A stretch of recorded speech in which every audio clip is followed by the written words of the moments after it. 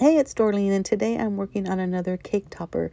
So we're going to be hosting a birthday party for my mom, and we wanted it all purple. So we were kind of joking and saying we wanted it like purple, like Prince. So that's why I did the feathers and the gems. And later you'll see some pearls. But I used some glitter paper, silver, and also purple. And I designed this on in Cricut Design Space first. I basically just I searched for gems, feathers, and then for that really cool hexagon base, this right here that I'm showing you, I Googled hexagon and I found this one that I'm putting glue on right now. I unlocked the image and then made it a little bit more square because it was a little bit more longer and flat, and then I used the offset to do the border around it. So offset is key when building a cake topper. I wish I would have filmed while I was doing it on my Cricut, but like most of my projects, I'm about halfway done and oh, I probably should have filmed that. But I thought I could talk my way through it. So basically that part that I'm doing right now is a banner. And so what I do is I put everything on the Cricut Design Space.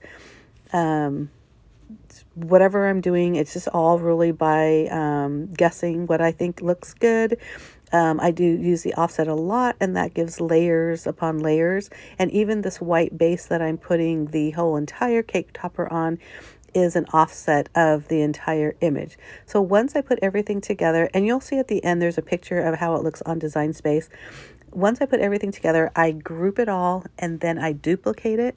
And for that duplicated piece, I then weld it. So it's one solid image, which is like that white piece that you're seeing right now, the big image.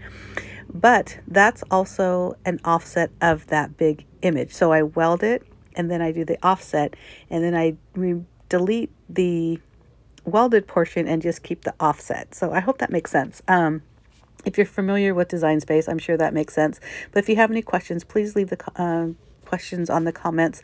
I'll also have a blog post of this, which I will have my link down below, and hopefully be able to answer some more questions that way. So to me, the key to making a oh my gosh, a cake topper is layers, layers, layers. So I have a lot of foam adhesive, and you saw me putting them down just on different times, and also going from the bottom up. So I first put that foam adhesive on that light purple banner, and then the silver hexagon piece, you notice that the parts that are flat against the banner, I use just regular adhesive, and then the other parts that were going to be lifted up had the foam adhesive. So I did decide to put the layers of feathers, which I'm working on right now, just flat against each other, so I didn't need foam adhesive. Right now I'm just putting them in place where they should be. So you see how I'm using the border, the white border, as a placement guide, so I know where to put them. So before I put the feathers on, I'm trying to decide, do I want them to have even more layers, or do I want them flat against the hexagon piece? So right now I'm looking at one of the offsets of the 86, which is white, and I decide that I do want it to just be flat against that hexagon. So I'm just using regular adhesive or glue on the parts that will be flat against the hexagon. But what I'm using now is some foam adhesive on those areas that will need to be on the same level as that hexagon. So that hexagon is one layer up, if you want to call it that. So that's why I put those foam adhesive on the areas that are going to go flat against that white border piece. I hope that this is making sense, but I think if you're watching it, it should totally make sense. So again, using the border as a guide, I'm just putting it right on there. So you see how most of that feather is just flat against the hexagon, and then the part that would be raised up a little bit is where I put the foam adhesive. And this is kind of the same thought with the white border around the number. Most of it's going to be flat against the hexagon right, like where my fingers are, and that light purple banner piece. And the only part that will need some foam adhesive is where that whole big empty space of white is. And you can see me putting the foam adhesive on there. but it'll be flat against feather, and then also this part, which I normally put that glue on first and I just completely forgot. But you can see what I mean. That's flat against that, so it's the same level, just one layer up, right? So I'm going to put foam adhesive on the back of both of these levels. So when it's all said and done, that 86 is technically 3 layers. So one or three, yeah, levels. So one on the dark glitter 86, which I'm putting on right now. And then you'll see me in just a minute put another layer behind the silver. So that's the second level of, yeah, level. And then the third one is what's already on the cake topper. So the white border, because that is lifted up just a little bit. So I'm just going to put that right on there, just centering it. And you see how that just gives it so much dimension. Like I said, the key to a good cake topper is lots of dimension, in my opinion. So that one gem right there, I did cut out some just plain white gems without that silver little center pieces, just so I can get a little bit another layer. So instead of having like, 3 layers of foam adhesive, I have one here and then one on top of the other one. So when I'm turning around the white pieces, you'll probably notice that they've got this brown or red or some off the wall colors on the background. I decided to use some old paper that I had forever and I wasn't going to use. I actually had it in my giveaway pile.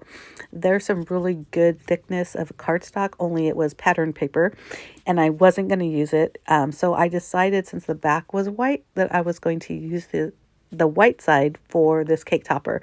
And I think that's a really good tip. You don't necessarily have to use a clean or a new piece of white cardstock, especially if you do have some, I'm using air quotes, but like ugly paper or old paper that you're not going to use. Now, if it's a thin paper, I probably wouldn't use it because I really do like the cardstock feel. You do want something really thick because it is going to be standing alone, if you want to call it that. So just as I'm filming this and as you're watching, you really do just need to pay attention kind of where your layers are and how much foam adhesive you need so that the piece that you're adhering is level with everything else.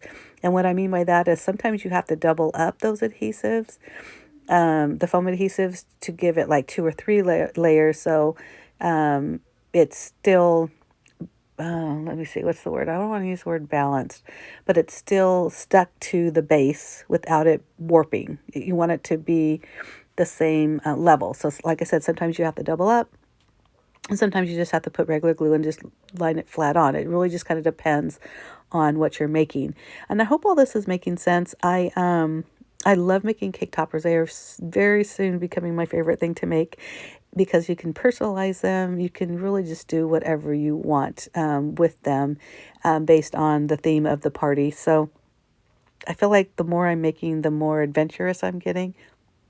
And you can see here what I'm talking about. So I have the plain white one, which is just all on that solid base because there's no foam adhesive. All of that was just solid right on the hexagon and also that extra gem.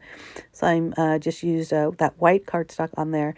And now I'm putting the dimension on the back of this gem because that's going to be in higher dimension.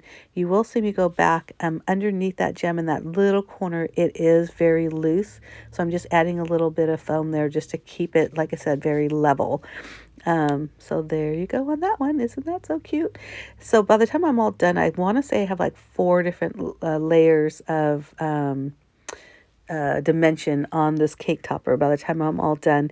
And another thing that I do in Cricut Design Space, so that white border piece, I actually duplicate that because I do another one, and this one I'll flip and I put it on the back, so it'll sandwich between the cake topper front, then you got to put the stick in the middle of it, and then I put that on the back, so it kind of covers all the the ugliness, and it covers the stick.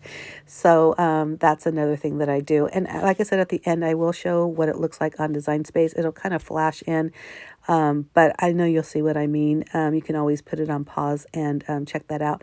So I did decide to really put this feather up a lot, and you can see there that I double stacked the adhesive like I was mentioning. So that really popped it up as well. And that's pretty much it. Isn't that so pretty? I love all the glitter. I think my mom's going to love it. And I hope you do too. Please hit that subscribe button if you're not already a subscriber of mine. I do 2 videos a week. One will always be scrapbooking, and the other is whatever is I'm creating in the Command Center, which is the name of my blog and my craft room. And I hope you decide to join me next week. Or look at all my old playlist. Thanks again for watching. See you guys soon. Bye.